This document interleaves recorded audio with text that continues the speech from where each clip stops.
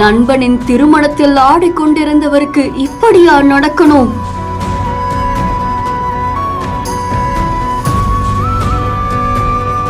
என்ன ஆச்சுன்னு திருமண மண்டபமே அதிர்ச்சிக்குள்ளாக்கிய சம்பவம். ஐயோ, யாராச்சும் வாங்கல, உதவி செய்யுங்களேன்னு மருத்துவமனைக்கு கொண்டு செல்வதற்குள் நடந்த விபரீதம்.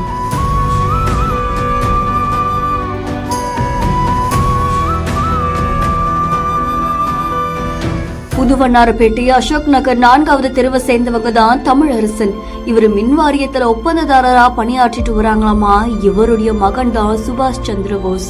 பழைய வண்ணாரப்பேட்டை சின்ன மார்க்கெட்டை சேர்ந்த தன்னுடைய நண்பரான ஷாம் அப்படின்றவருடைய திருமணத்துக்காக ஒரு தனியார் திருமண மண்டபத்துக்கு போயிருக்காங்க.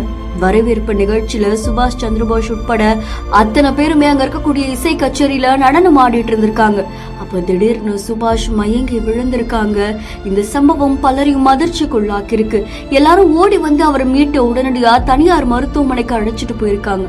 ஆனா அவர் பரிசோதனை பண்ண மருத்துவர்கள் ஏற்கனவே இறந்துட்டதா தெரிவிச்சிருக்காங்களாம்.